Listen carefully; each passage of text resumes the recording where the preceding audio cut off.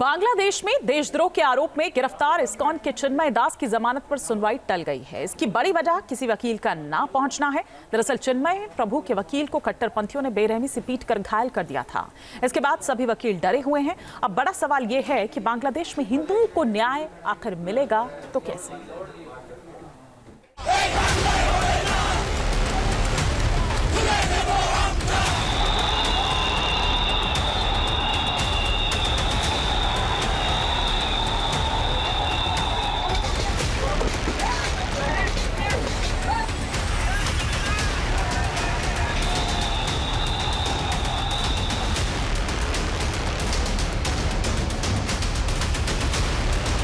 बांग्लादेश में हिंदुओं के खिलाफ कट्टरपंथियों का नफरती एजेंडा जारी है।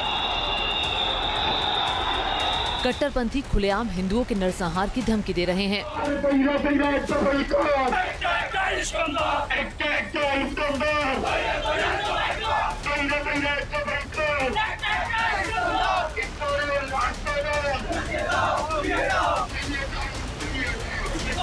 पूरा मुल्क अराजकता की आग में झुलस रहा है और यूनुस सरकार आंखों पर पट्टी बांधे हुए है।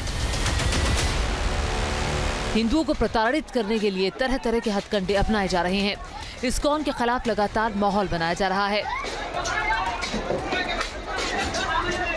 कट्टरपंथियों ने अब बांग्लादेश के जेल में बंद धर्मगुरु चिन्मय कृष्णदास प्रभु के केस की पैरवी करने वाले वकील रमन रॉय पर जानलेवा हमला किया है। कोलकाता में इस्कॉन के उपाध्यक्ष राधा रमन दास ने सोशल मीडिया पर एक पोस्ट में रमन रॉय की तस्वीर शेयर की और कहा कि चिन्मय दास के वकील रमन रॉय पर क्रूर हमला हुआ है। वो आईसीयू में जिंदगी के लिए संघर्ष कर रहे हैं। उनकी गलती ये थी कि उन्होंने कोर्ट में चिन्मय प्रभु का बचाव किया। कट्टरपंथियों ने उनके घर में तोड़फोड़ की और उन पर बेरहमी से हमला किया। हम ये भी रिक्वेस्ट करते हैं बांग्लादेश गवर्नमेंट से कि जो भी चिन्मय कृष्ण प्रभु के एडवोकेट हैं या उनको डिफेंड करने के लिए आ रहे हैं, उनको सुरक्षा प्रदान की जाए। अगर उनको सुरक्षा प्रदान नहीं की जाएगी तो हमने देखा कि लास्ट वीक उनके साथ में जो भी आया था उनके साथ खड़ा होना, उनको उनके घरों पर आक्रमण हुआ, उन लोगों की पिटाई हुई। तो ऐसी स्थिति में कैसे उनको न्याय मिल सकता है और लोग भी उनका पक्ष में आने में डरेंगे। तो इसीलिए सरकार को चाहिए कि उनके एडवोकेट को भी सुरक्षा प्रदान की जाए।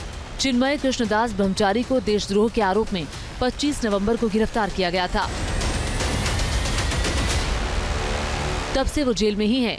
26 नवंबर को एक अदालत ने उनकी जमानत याचिका खारिज कर दी थी।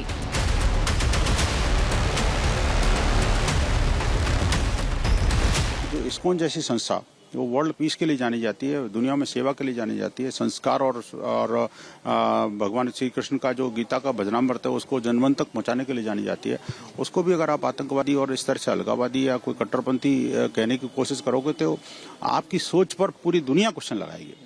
मैं कहना चाहता हूँ कि आखिरकार वहाँ के उनके एक नहीं 3 साधुओं को आपने अरेस्ट कर लिया और इस्कॉन के ऊपर अंकुश लगाने की जो कुत्सित प्रयास हो रहे हैं, ये बांग्लादेश को अपने उसमें गर्त में ले जाने की कोशिश हो रही है। बांग्लादेश की हुकूमत और पुलिस भी कट्टरपंथियों के इशारे पर ही काम कर रही है। चिन्मय प्रभु को खाना और दवाई देने गए 2 संत आदि पुरुष श्यामदास और रंगनाथ दास को गिरफ्तार कर लिया गया है। जानकारी के मुताबिक इन दोनों को चिन्मय के पास की ही जेल में डाल दिया गया। चिन्मय प्रभु के सचिव को भी बांग्लादेश पुलिस ने अरेस्ट कर लिया है। हमने ये भी देखा कि उनके जो प्रसाद और दवा को जो लेके जेल में जा रहे थे, उन 2 ब्रह्मचारी को भी गिरफ्तार कर लिया गया और एक और जन को किया है।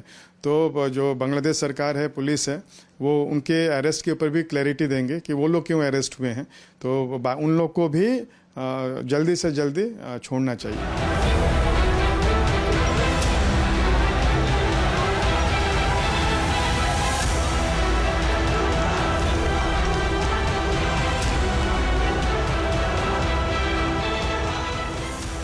बांग्लादेश में हिंदुओं के खिलाफ साजिश के तहत हमले किए जा रहे हैं।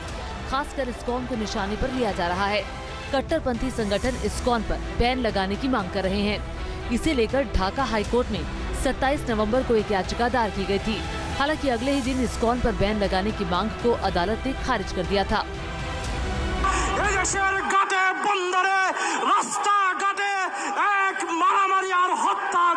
পরিচালিত হবে। আজকে আমাদের 233 বাদ দিয়ে